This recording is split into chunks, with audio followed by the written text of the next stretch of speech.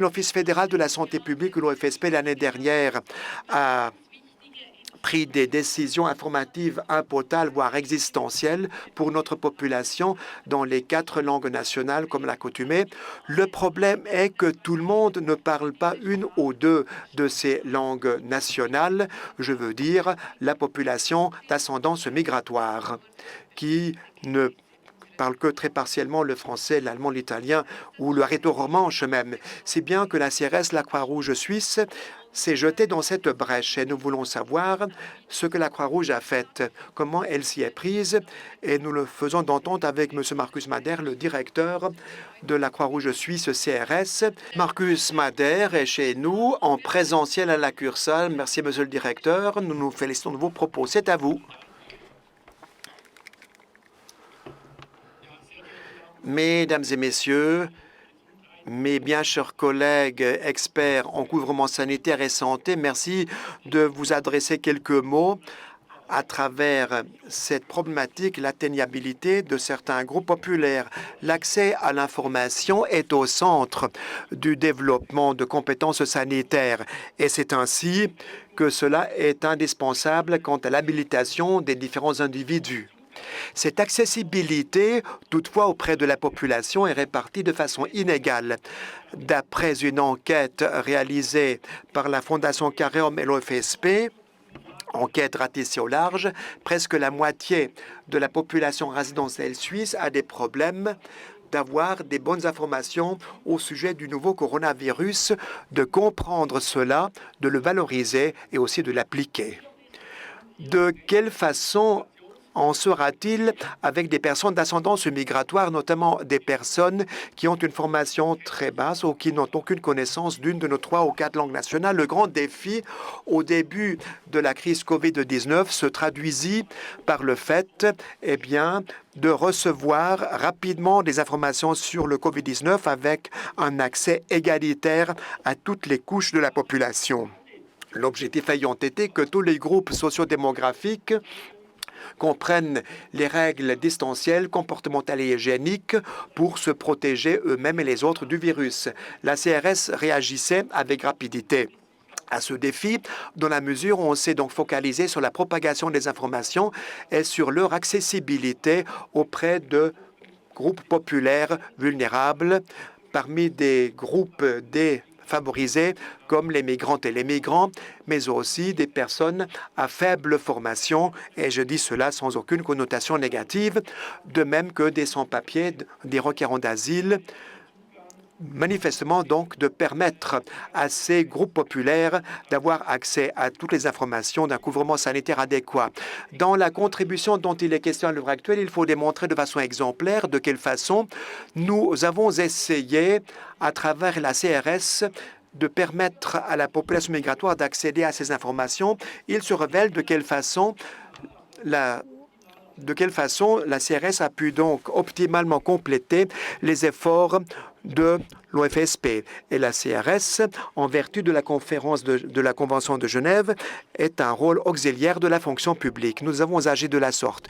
Je me permettrai en guise de conclusion de tirer quelques leçons à travers donc cette concertation entre nous et l'OFSP. De quoi s'agit-il? Il s'agit de 3 niveaux, mesdames et messieurs, qui sont ici mis en exergue. Tout d'abord, il s'agit de la sensibilisation de jeunes personnes. Il s'agit de la mise à disposition d'informations pour des experts et pour des multiplicateurs et multiplicatrices. Et en 3e position, il s'agit de la multiplication d'informations sur la COVID-19 par les médias à l'attention de la population d'ascendance migratoire et de langue vernaculaire. Dans le développement, j'aimerais donc élucider de façon propice ces 3 niveaux. La focale est mise sur les médias de la population migratoire. J'ai quelques exemples à vous présenter et où il y a un grand potentiel à défricher. Le premier niveau, ce sont donc les jeunes gens d'ascendance migratoire. En mars 2020, la CRS, en un temps record, a donc fait une vidéo de sensibilisation avec le comique Uslum. Ainsi, des jeunes gens devaient être atteints qui se faisait guère interpellé par les campagnes sortantes. Muslim est un comique connu en Suisse allemande d'obédience turque qui dit de nous lavez vos mains et observez la distanciation. On a fait cette vidéo en 13 langues vernaculaires et on l'a diffusée par les médias sociaux, par la télévision. Quelques 200 000 personnes l'ont donc visionnée. Regardez plutôt. Oui, la perte économique nous fait vachement mal. La pire de la perte, c'est que si nous perdons, la boule est notre pierre philosophale. Et les vieux, il faut nous les protéger parce que ce sont les vrais trésors, les vieux. Croix-Rouge suisse, lavez-vous les mains. Ne donnez pas votre pince et soyez à distance. Un petit extrait seulement de cette vidéo que 200 000 personnes ont vue en 13 langues. Deuxième niveau, c'est le niveau des expertes et des experts et des multiplicateurs multiplicatrices que nous voulons atteindre par notre site Virus Plus. Vous connaissez sans doute les grands défis de transférer avec succès des informations sanitaires auprès de publics cibles escomptés. Sur notre site Internet, Virus Plus, eh bien, des experts peuvent recevoir des informations facilement formulées, les télécharger et les utiliser de façon gratuite. Quant à la COVID-19, eh bien, d'actualité, nous avons 135 publications qui sont à disposition dans 40 langues vernaculaires. Et notre équipe rédactionnelle publie tous les jours les affiches les plus modernes, des prospectus, des sites internet, des petits films. Il y a aussi du matos de l'OFSP ou des sociétés sanitaires, ainsi que des contributions de médias sont publiées, notamment des médias de la population migratoire, ainsi que d'autres éditeurs. Tout cela est en ligne. Grâce à un filtrage, vous trouvez les publications avec une grande rapidité et convivialité. Le programme Miges Plus en 2004 a été initialisé et il est entretenu aussi par l'OFSP et la CRS s'engage depuis les années 1950 déjà pour ces informations dans les langues vernaculaires. Troisième niveau est la focale de ma présentation auprès donc de la multiplication des informations par les médias de la population d'ascendance migratoire. Pour ce faire, il faut évoquer Miges Média, notre site Internet en la matière. Déjà au début de la pandémie, en Suisse, les médias de la population migratoire ont fait une grande contribution d'information. À titre d'exemple, il faut dire que les télévisions de diaspora ont donc publié les films quant au comportement en matière de COVID-19. Ils ont multiplié cela depuis 2016. La CRS travaille main dans la main avec les médias de la population de la migration. Une bonne cinquantaine de médias font partie de ce réseau Miges Média, ce composant de médias qui sont entretenus par les migrants eux-mêmes. Des plateformes, des applicatifs, des réseaux sociaux et aussi une presse écrite. Tous ces médias attiennent en tout et pour tout un public cible de plus de 150 000 personnes. Et il y a aussi donc un portail de financement pour Miges Média. La CRS met à contribution le potentiel de ces médias depuis le mois de mars 2020, depuis le premier confinement, pour faire en sorte que les migrantes et que les migrants soient informés au sujet des thèmes de Corona. On soutient donc des contributions médiatiques. Nous renforçons aussi le caractère explicite les campagnes de sensibilisation de l'OFSP contre la COVID-19. Des films d'explication, des spots radiodiffusés, des interviews, des fanions, des listes de check-up. Nous excluons les rapports réguliers. Nous nous concentrons véritablement sur des chenaux novateurs. Je vous démontre quelques exemples pour illustrer mes propos. Le projet supplétif court depuis le mois de mars 2020. Quelques 20 médias sont de la partie et font le reportage dans 15 langues. Cette loi est unique en son genre. La plupart des pays européens se limitent donc à la traduction de feuillets d'organisation dans les langues migratoires. Quant à nous, nous concevons ici l'autre rôle des médias de la migration. Ce sont des partenaires, un canal très fort pour interpeller des groupes et des personnes qui, normalement, ne sont pas atteints par les campagnes d'obédience traditionnelles. C'est très volontiers que je vous démontre quelques exemples d'illustrations propices. Ici, vous avez le portail Punto Latino en langue espagnole. C'est un bulletin d'information qui est lu par plus de 1500 personnes hispanophones. Tout à l'heure, de façon individuelle, vous serez loisible d'aller cliquer sur ces différents portails et sur ces différentes prestations. Par la suite, deuxième exemple, une interview avec le docteur Agron Abrachi en langue albanaise sur le portail Alban Info que vous connaissez sans doute. Il s'agit de la quarantaine où il y a une discussion avec ce médecin de Glaris, publié sur différents chaînes et canaux, plus de 5500 partages sur Facebook. De même, sur ce portail Alban Info, vous trouvez donc un chat, un babillard ou en ligne des questions posées par le public quant à la vaccination sont répondues par des médecins. Quatrième exemple, vous avez ici donc le fanion de l'OFSP qui manifestement est transité par Serp Info, publié dans 3 langues vernaculaires. Et ces vidéos fanions ont été partagées à 40 000 fois par mois. Un cinquième exemple, c'est l'entretien en langue tigrine dans la Fédération médiatique érythréenne. Il s'agit donc d'une discussion avec un épidémiologue de l'hôpital de Lille à Berne. Un sixième exemple, c'est une interview dans le mensuel Nalavalu pour nos concitoyens tamouls. Là aussi, une interview avec un médecin suisse d'obédience tamoulo-sri-lankaise où il s'agit de la santé psychique en corrélation avec la COVID-19 brûlante d'actualité, comme tout le monde le sait. Septième exemple, c'est un film, une interview par Zoom quant à ce portail d'information pour des turcophones. Ici en effigie, turcophones en Suisse. C'est un film synchronisé de l'OFSP, une nouvelle fois dans une interview avec un médecin de l'hôpital de Lille à Berne. Cela a été transmis en direct, on peut le streamer et a été partagé par plus de 9000 personnes. Ici, un petit extrait de cette vidéo.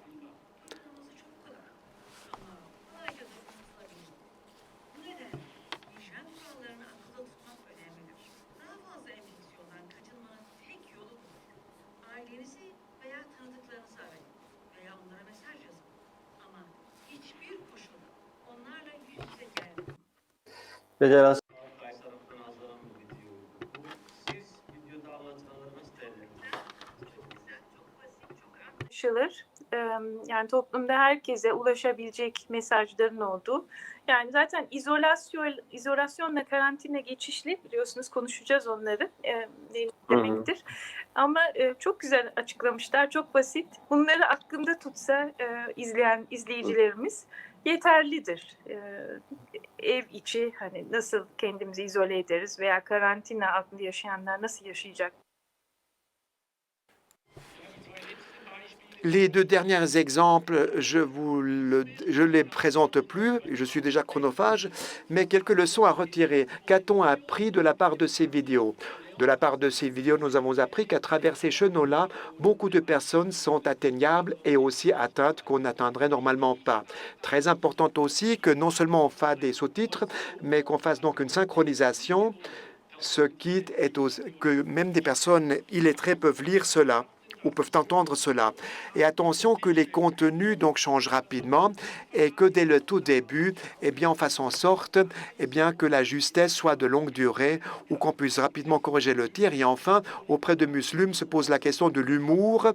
Ce n'est pas une sinécure de traduire un humour dans toutes les langues et dans toutes les civilisations. C'est tout un autre chapitre. Quant à l'atteignabilité des informations, les leçons à retenir, eh bien, c'est la pléthore des informations qui est gigantesque. Donc, il faut actualiser les informations sur MIGES+, et il faut qu'il y ait toujours du nouveau matos qui soit donc publié. Pour nous, c'est sans doute un grand défi en la matière, mais cela en vaut décidément la peine, car c'est à ce prix-là seulement que nous pouvons atteindre des publics possibles pénalisés au sein de la population d'ascendance migratoire. Nous les atteignons, et il est important que cette conception ait déjà existé avant la production du matériel et que ce soubassement existe d'entente avec les médias des gens de la migration. Dernière leçon, les médias de la population d'ascendance migratoire. Là, nous avons un grand degré de pénétration et de portabilité et il est important que les experts de la migration, ils et elles connaissent bien sûr leur public cible et peuvent de façon ciblée propager auprès de qui de droit ces informations. La quittance est aussi que la coopération avec nous serait tout à fait conviviale et pas bureaucratique du tout et qu'on est allé rapidement de l'avant, comme il le disait. Dès lors, mesdames et messieurs, j'aimerais donc vous inviter d'aller butiner sur ces sites Internet et dès le tout début d'intégrer dans vos campagnes la population d'ascendance migratoire. Par ce biais-là, vous pouvez atteindre aisément 200 000 personnes qui normalement sombrent dans les oubliettes ou ne sont que difficilement atteignables. Un grand merci pour votre gracieuse attention. C'était quelques introspections. La liste, si elle est évocatrice, n'est pas exhaustive, mais nous persistons et nous signons et nous nous félicitons que les autorités et beaucoup d'associations de la santé publique renforcent et reflètent à la fois la diversité de notre société. Merci de focaliser vos campagnes sur plusieurs coutumes d'information et que vous respectiez et que vous renforciez les langues vernaculaires de la migration. Ce n'est qu'à ce prix-là que nous pouvons tous nous entendre, nous écouter et participer à notre façon pour surmonter la crise. Merci beaucoup. Un grand merci, Monsieur le Directeur Marcus Mader. C'est votre chiffre. Vous avez 512 personnes qui ont tendu l'oreille en votre direction. C'est une bonne communication, Monsieur le Directeur, uniquement en allemand, avec une traduction française. La prochaine fois, vous allez le faire en albanais. Une question, les médias de la population migratoire ont une grande importance. Eh bien, comment peut-on mettre le grappin, vous me passez l'expression, sur ces médias? Très simple, nous avons un accès très large auprès de la population migrantine, nous faisons des campagnes d'information, il faut s'annoncer chez nous et par la suite cela fonctionne. Donc, ce sont les quittances qu'on nous a données.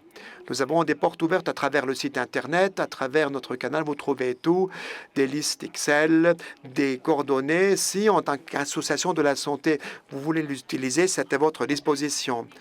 Donc, nous allons faire maintenant la grande discussion. Je prie Madame Zurcher de se regrouper avec nous. Nous vous faisons place pour que nous maintenions la distanciation. Monsieur Lutz aussi, prière de nous rejoindre. Monsieur Merlani, vous êtes là en duplex et cette fois-ci bien en direct. Buongiorno, signore. Je suis là. Oui, vous êtes là en son et en effigie. Soyez le bienvenu, monsieur le médecin cantonal tessinois. Merci pour l'invitation. Il flotte dru chez nous. Qu'en est-il au sud du Cotard? Est-ce que vous avez du soleil? J'ai pas regardé hier. Nous avons quelques chutes de neige. Maintenant, c'est assez gris et maussade. Mais comme médecin cantonal, on n'a pas le temps d'être un météorologue.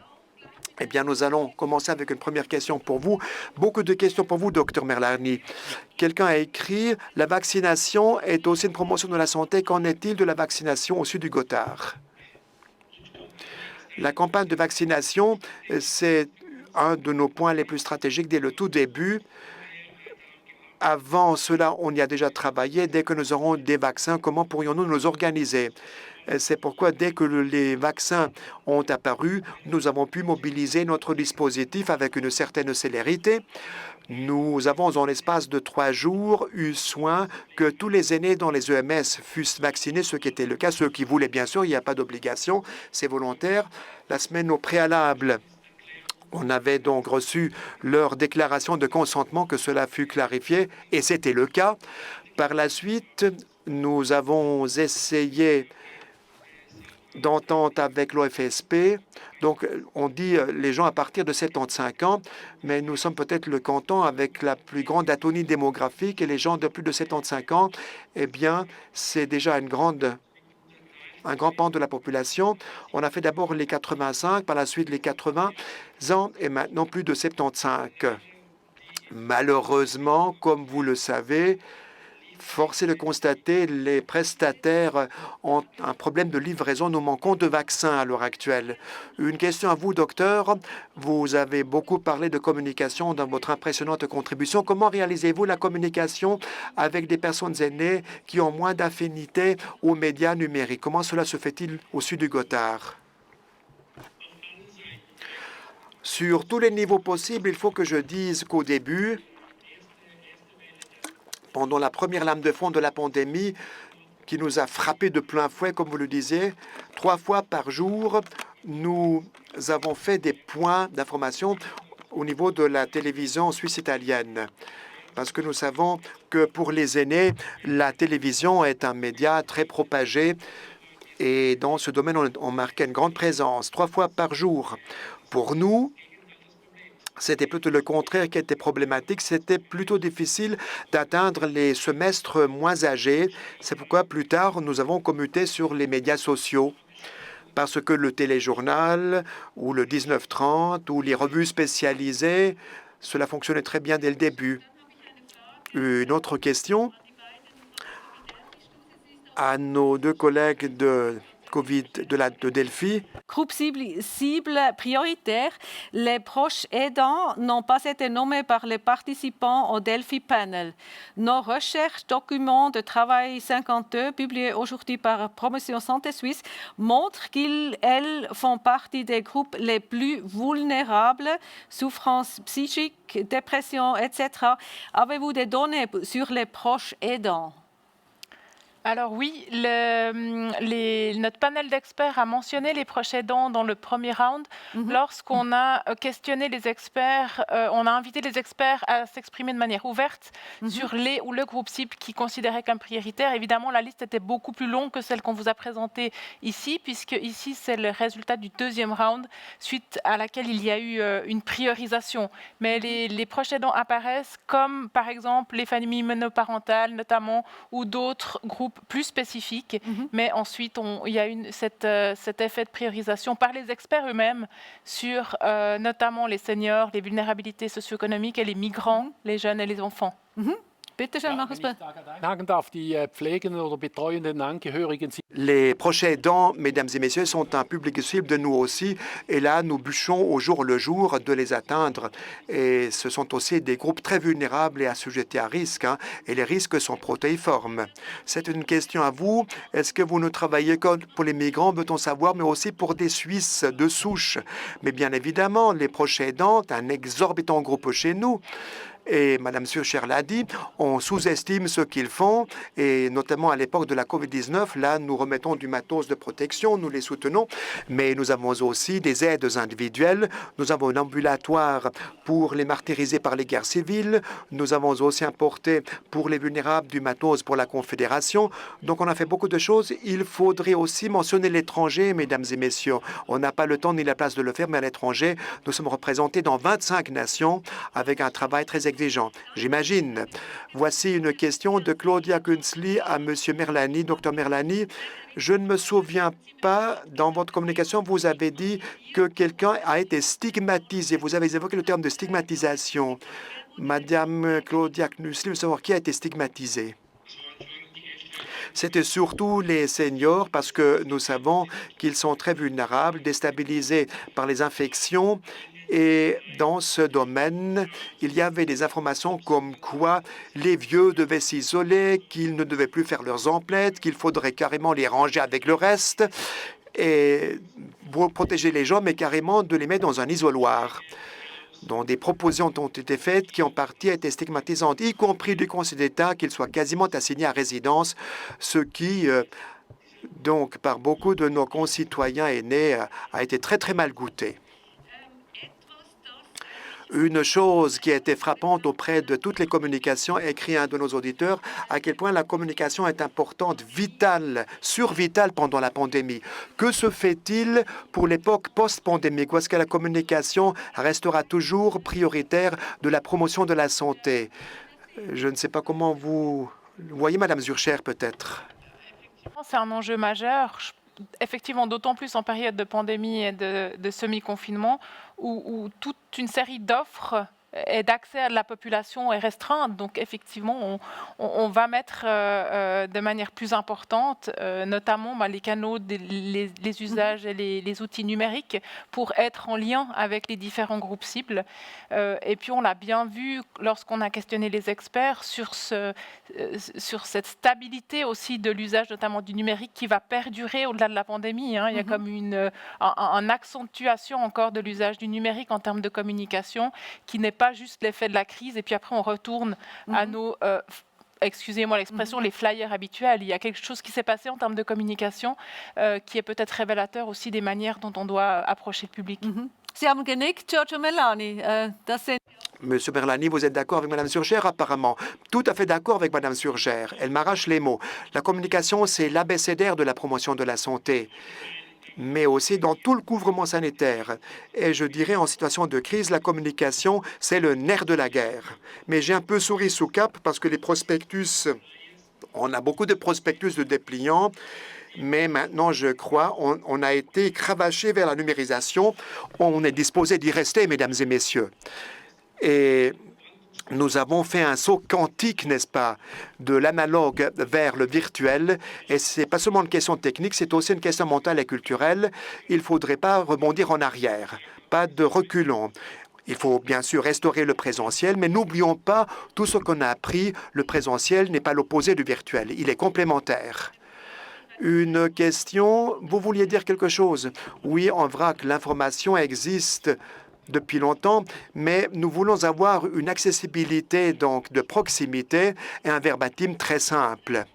Est-ce que l'OFSP a donc un verbatim très simple et l'OSP a-t-il réalisé qu'il y a d'autres personnes qui ne comprennent pas toutes les langues ou pas tous les styles aussi? Écoutez, depuis des décennies, nous faisons ce travail de vulgarisation au nom de l'OFSP. Je pense qu'il y a une sensibilité, mais il faut toujours le rappeler. On n'a jamais rien acquis à tout jamais. Ces informations, il faut les ratisser au large aussi pour les migrantes et pour les migrants. Une question à Florence Brunner dit: vos campagnes, vos initiatives, vous les avez bien présentées, mais comment atteignez-vous les migrantes et les migrants pour la protection de la santé à titre général, en dehors du virus, par exemple, en matière de dépression? Quels sont les droits, quelles sont les obligations comme travailleurs et comme travailleuses? Eh bien, ma réponse est la proximité populaire à travers nos fédérations cantonales de la CRS. C'est cette proximité qui est importante, cette espèce d'accessibilité républicaine à bas seuil qu'on vienne chez nous, mais aussi à travers nos bénévoles. Nous avons 50 000 bénévoles. Là, il faut faire un travail d'éclairage et de sensibilisation et nous avons fait des filières de formation, notamment en matière de santé psychique, une sensibilisation au traitement de ces questions. Là, nous instruisons nos personnels, mais aussi nos bénévoles, afin que ce soit autant de multiplicatrices et multiplicateurs pour y agir convenablement. Question à Mme Zurcher et à M. Lutz. Réponse des expertes. Y a-t-il un aspect qui vous aurait particulièrement surpris ou de surprise? Je dois réfléchir une minute. Comme peut-être on l'a dit en conclusion, on pourrait être humble sur les résultats et au fond dire qu'un certain nombre d'éléments étaient déjà largement connus et étaient déjà des enjeux présents en termes de prévention, promotion de la santé, l'atteinte de groupes spécifiques vulnérables, les canaux de communication, les manières d'intervenir. Peut-être un point qui, moi, m'a surpris, en tout cas dans le deuxième round, c'était l'aspect des stratégies et des cadres institutionnels. On a essayé de cibler sur quel groupe cible, quelle intervention, quels canaux, pour quelle problématique. Et on a des professionnels qui demandent les conditions cadres et les conditions aussi stratégiques pour comprendre comment intervenir dans ce contexte-là, quelle place est laissée à la prévention, à la promotion de la santé, la prévention des maladies non transmissibles, des addictions, de la santé mentale, quand l'espace est occupé par la prévention de la maladie transmissible. Et je pense que c'est important d'avoir le regard global sur la situation. Les yeux sont massivement tournés vers le Covid, mais on voit aussi qu'il y a des associations de facteurs, on l'a mentionné tout à l'heure, le surpoids, l'obésité, certaines consommations, le tabac, et on doit garder ça en tête de liste dans les priorités de santé publique également. Gut, ich glaube, wir machen hier mal einen Punkt. Herzlichen Dank. Nous allons faire un point. Un grand merci pour toutes vos questions. Un grand merci, Dr Merlani, que vous avez pris le temps de discuter avec nous un petit instant. Tout de bon vers le sud du Qatar et surtout, prenez soin de vous, docteur, vous et vos chers compatriotes. Merci à vous toutes et tous. Madame Zurger, Monsieur Lutz, Monsieur Madère, un grand merci à vous aussi. Bonne créativité, prenez soin de vous autant que faire se peut.